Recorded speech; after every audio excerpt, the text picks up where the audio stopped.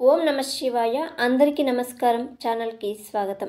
మనిషి జీవితంలో వివాహం ఒక మధురమైన ఘట్టమైతే ఆ బంధానికి పరిపూర్ణతనిచ్చేది సంతానం. తమ రక్త సంబంధమైన వారసులను ఈ లోకంలోకి తీసుకురావాలని, వారి బోసినవ్వులతో ఇంటిని ఆనందంతో నింపాలని ప్రతి దంపతులు కలలు కంటూ ఉంటారు. పిల్లల అల్లరి, వారి ముద్దు ముద్దు మాటలు జీవితంలోని ఏ ఒత్తిడినైనా మర్చిపోయేలా చేస్తాయి. హిందూ సనాతన శాస్త్రాల ప్రకారం మనుషుల జీవితంలో 4 పురుషార్థాలు ఉంటాయి. అవే ధర్మ, అర్థ, కామ, మోక్షం. అందుకే వీటిని పురుషార్థ చతుష్టయ అని అంటారు. ఈ 4ంటిని అనుసరించే మనిషి జీవితం నిర్ణయించబడుతుంది. అయితే సంతాన ప్రాప్తి ద్వారా మాత్రమే మోక్షానికి మార్గాన్ని కనుగొంటాడని శాస్త్రాల్లో ప్రస్తావించబడింది. అంతేకాకుండా పితృదేవతలు కూడా ఆత్మశాంతిని పొందుతారు. కాబట్టి ప్రతి వ్యక్తి కూడా సంతానం కావాలని కోరుకోవాలి. ఈ విధంగా వంశవృద్ధిని చేసుకుంటూ ముందుకు వెళ్ళాలి. అయితే కొందరికి ఈ భాగ్యం వెంటనే కలిగితే మరికొందరికి ఎంత ప్రయత్నించినా ఆలస్యమవుతూ ఉంటుంది. దీనికి కేవలం శారీరక కారణాలే కాకుండా జాతకంలోని గ్రహాల సంచారం కూడా ఒక ముఖ్యమైన పాత్ర పోషిస్తుందని మన వేద జ్యోతిష శాస్త్రం స్పష్టంగా చెప్తుంది. జ్యోతిష శాస్త్రంలో ఒక వ్యక్తి యొక్క జాతకంలో 5వ ఇల్లు పూర్వపుణ్య స్థానంగా, అలాగే సంతాన స్థానంగా పరిగణించబడుతుంది. ఈ స్థానం బలంగా ఉంటే సంతానం కలగడానికి అవకాశాలు ఎక్కువగా ఉంటాయి. ఈ స్థానానికి అలాగే సంతాన యోగానికి ముఖ్య కారకుడు దేవగురువైన బృహస్పతి. ఆయన అనుగ్రహం లేకుండా సంతాన ప్రాప్తి కలగడం చాలా కష్టం. మరి రాబోయే 2026వ సంవత్సరంలో బృహస్పతి యొక్క శుభ సంచారం వల్ల ఏ రాశుల వారికి సంతాన భాగ్యం బలంగా ఉందో, ఎవరి ఇంట ఉయ్యాలలు ఊగబోతున్నాయో ఈ వీడియోలో మనం వివరంగా తెలుసుకుందాం. జ్యోతిష్య నిపుణుల అంచనాల ప్రకారం ఈ 2026వ సంవత్సరంలో ముఖ్యంగా ఒక 5 రాశుల వారికి గురుబలం వల్ల సంతానం కలిగే అవకాశాలు ప్రకాశవంతంగా ఉన్నాయి. అవేంటో ఇప్పుడు మనం తెలుసుకుందాం. ఈ వీడియోని ఎక్కడా కూడా స్కిప్ చేయకుండా చివరి వరకు చూడండి. అప్పుడే మీకు పూర్తి సమాచారం అర్థమవుతుంది. అలాగే ఓం సంతానదేవియే నమః అని కామెంట్ చేయండి. ఇక వీడియోలోకి వస్తే ఈ 2026లో సంతాన యోగం ఉన్న రాశులలో మొదటి రాశి మిథున రాశి. గత కొంతకాలంగా సంతానం కోసం ప్రయత్నాలు చేస్తూ నిరాశతో ఉన్న మిథున రాశి వారికి ఈ 2026వ సంవత్సరం ఒక ఆశా కిరణంలా రాబోతుంది. ముఖ్యంగా 2026 మే 24వ తారీఖు తర్వాత మీ జీవితంలో ఒక అద్భుతమైన సానుకూలమైన మార్పు సంభవించనుంది. దీనికి ప్రధాన కారణం శుభాలకు అధిపతి సంతాన కారకుడైన బృహస్పతి మీ సొంత రాశిలోనికి, అంటే మీ జన్మ లగ్నంలోనికి ప్రవేశించటమే. లగ్నంలో ఉన్న గురువు తన అమృత తుల్యమైన పంచమ దృష్టితో నేరుగా మీ సంతాన స్థానమైన 5వ ఇంటిని, అంటే తులారాశిని చూడటం ప్రారంభిస్తాడు. ఇది అత్యంత శక్తివంతమైన యోగాలలో ఒకటి. గురు దృష్టి సోకిన స్థానం గంగాజలంతో శుద్ధి అయినట్లుగా పవిత్రమవుతుంది. దీనివలన గర్భధారణకు సంబంధించి ఏ సమస్య అయినా, సూక్ష్మమైన ఆరోగ్య సమస్యలు, అడ్డంకులు, దోషాలు ఉంటే అవి తొలగిపోతాయి. మీరు చేస్తున్న వైద్య ప్రయత్నాలు సత్ఫలితాలను ఇస్తాయి. ముఖ్యంగా మీ రాశి అధిపతి అయిన బుధుడికి బృహస్పతికి మధ్య ఉన్న స్నేహబంధం వల్ల ఈ ఫలితాలు మరింత వేగంగా అందుతాయి. మీ జీవిత భాగస్వామితో మీకు ఉన్న అనుబంధం బలపడి ఇంట్లో ప్రశాంతమైన ఆనందకరమైన వాతావరణం నెలకొంటుంది. ఇది మీ గర్భధారణకు మానసికంగా కూడా ఎంతో దోహదపడుతుంది. 2వ సంతానం కోసం ప్రయత్నిస్తున్న వారికి కూడా ఇది అనుకూలమైన కాలం. ఈ సమయంలో మీరు శ్రీ మహావిష్ణువును ఆరాధించడం, గురువారాల్లో శనగలు లేదా పసుపు రంగు వస్త్రాలను దానం చేయటం వలన గురుబలం మరింత పెరిగి మీ కోరిక త్వరగా నెరవేరుతుంది. 2026లో సంతాన యోగం ఉన్న రాశులలో 2వ రాశి సింహరాశి. సింహరాశి వారికి 2026వ సంవత్సరం ఇష్టకామ్య సిద్ధిని, అంటే మనసులోని కోరికలు నెరవేరే కాలాన్ని తీసుకురాబోతుంది. ముఖ్యంగా సంతానం విషయంలో మీ చిరకాల స్వప్నం ఫలించబోతుంది. 2026 మే 24 తర్వాత బృహస్పతి మీ లాభస్థానమైన 11వ ఇంట్లోకి, అంటే మిథున రాశిలోనికి ప్రవేశిస్తాడు. అక్కడి నుండి తన పవిత్రమైన సప్తమ దృష్టితో నేరుగా మీ 5వ ఇంటిని, అంటే ధనస్సు రాశిని సంపూర్ణంగా వీక్షిస్తాడు.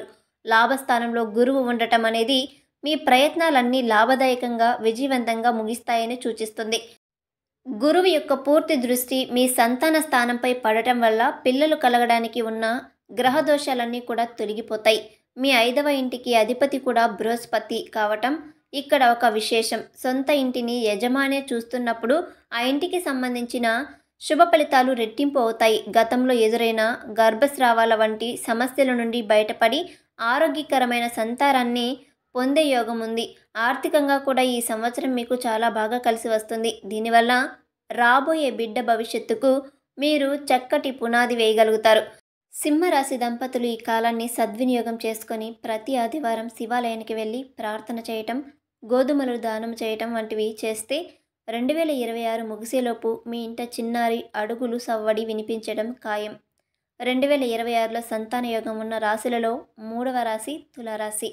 నిరంతరం సమతుల్యతను కోరుతూనే తులారాశి వారికి 2026వ సంవత్సరం అదృష్టాన్ని, శుభవార్తలను తీసుకురాబోతుంది.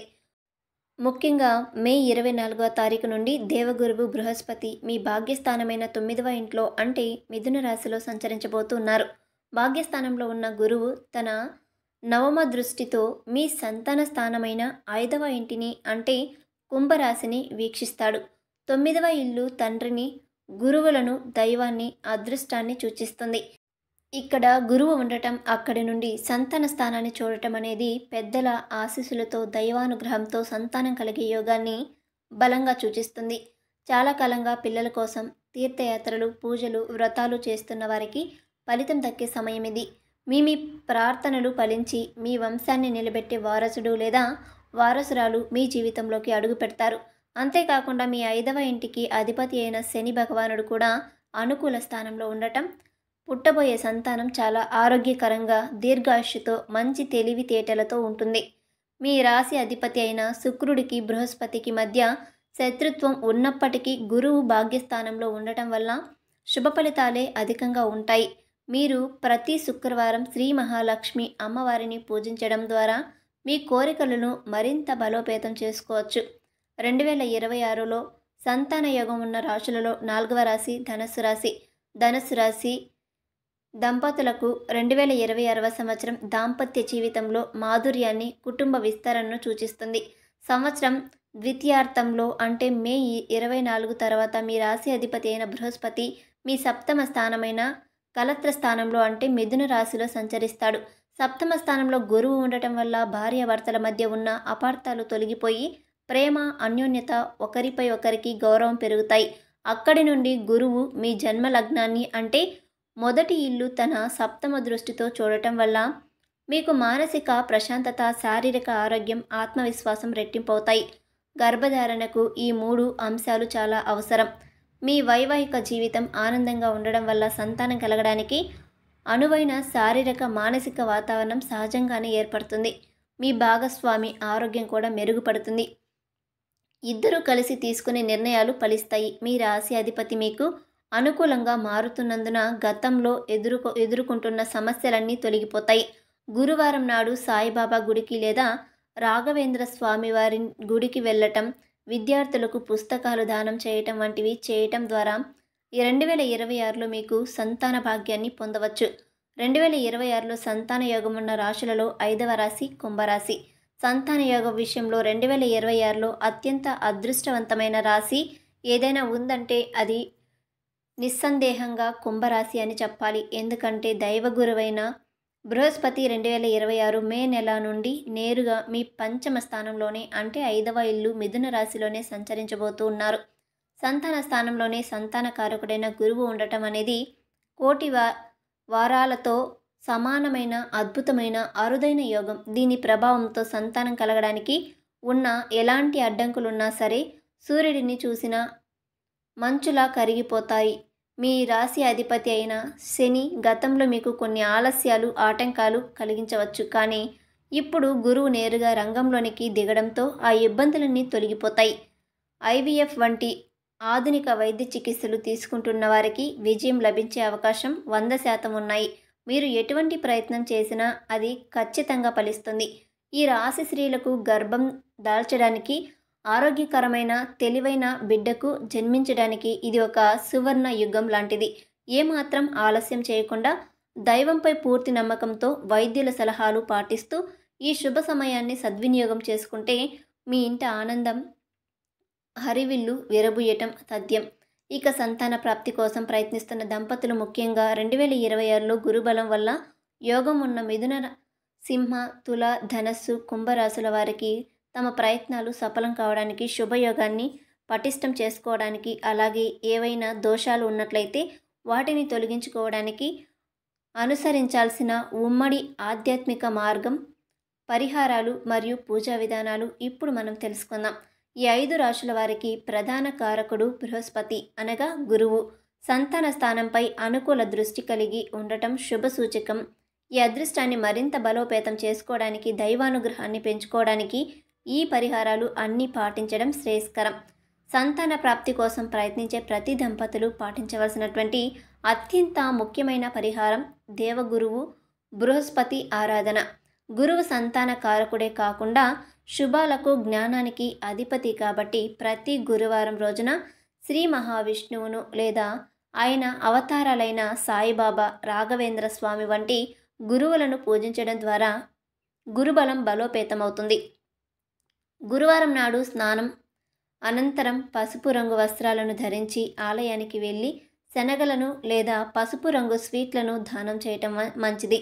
ఇంట్లో లేదా ఆలయంలో విష్ణు సహస్రనామం లేదా గురు స్తోత్రాన్ని పఠించడం లేదా శ్రావణం చేయటం వంటి మానసిక ప్రశాంతత లభించి గ్రహాల అనుకూలత పెరుగుతుంది. అన్ని రకాల వారికి, ముఖ్యంగా సంతానం ఆశించే దంపతులకు అత్యంత శక్తివంతమైన పూజలలో ఒకటి సంతాన గోపాల ఆరాధన.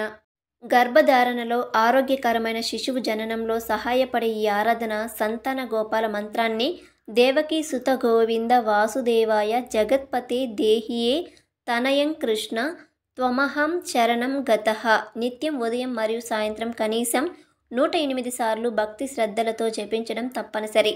ఈ మంత్రాన్ని జపించే సమయంలో కృష్ణ బాలరూపాన్ని లేదా సంతాన గోపాల మంత్రాన్ని మనసులో ధ్యానించడం వలన ఏకాగ్రత పెరిగి కోరిక వేగంగా నెరవేరుతుంది. సంతాన భాగ్యం పొందడానికి శక్తిని ఇచ్చే మరొక ముఖ్యమైన దేవత శ్రీ మహాలక్ష్మీదేవి. సంపదకు, శుభాలకు, శ్రీ జనన శక్తికి అధిపతి అయిన అమ్మవారిని ప్రతి శుక్రవారం ప్రత్యేకంగా పూజించాలి. కనకదార స్తోత్రాన్ని పఠించడం, అమ్మవారికి ఎరుపు లేదా పసుపు రంగు పూలతో అర్చన చేయటం వల్ల గర్భధారణకు సంబంధించిన సూక్ష్మమైన అడ్డంకులు తొలగిపోతాయి. వీలైతే శుక్రవారం నాడు ముత్తైదులకు పండ్లు, పసుపు, కుంకుమ, పాలు వంటి శుభప్రదమైన వస్తువులను దానం చేయటం వలన సుమంగళ ఆశీస్సులు లభిస్తాయి. శారీరక, మానసిక ఆరోగ్యానికి మరియు సమస్త దోషాలు నివారణకు శివారాధన చాలా ముఖ్యం. ప్రతి సోమవారం లేదా ఆదివారం రోజున శివాలయాన్ని దర్శించి శివుడికి రుద్రాభిషేకం లేదా పాలతో అభిషేకం చేయటం వలన గ్రహ దోషాలు నివారించబడతాయి. 5వ ఇల్లు అనగా సంతాన స్థానం, పూర్వపుణ్య స్థానం కాబట్టి శివుడిని ప్రార్థించడం ద్వారా పూర్వకర్మ దోషాలు తొలగిపోతాయని నమ్మకం. ముఖ్యంగా సింహరాశి వారు ఆదివారం శివారాధన చేయటం ఉత్తమం. అలాగే శని దోషాలు నివారణ కోసం కుంభరాశి వారు మరియు మిగతా వారు ప్రతి శనివారం ఆంజనేయ స్వామిని ఆరాధించటం, హనుమాన్ చాలీసా పారాయణం చేయటం వలన ఆటంకాలు తొలగిపోతాయి. ఈ రాశుల వారు తరచుగా చేయవలసిన ఆధ్యాత్మిక క్రియలలో తీర్థయాత్రలు మరియు సత్యనారాయణ వ్రతం కూడా ఉన్నాయి. దైవానుగ్రహం, అదృష్టం పొందడానికి 9వ ఇంటి బలం అవసరం. తులారాశి వారికి భాగ్యస్థానంలో గురువు సంచరిస్తూ ఉన్నాడు కాబట్టి వారు తమ కులదైవాన్ని లేదా ఇష్టదైవాన్ని స్మరించటం ముఖ్యం.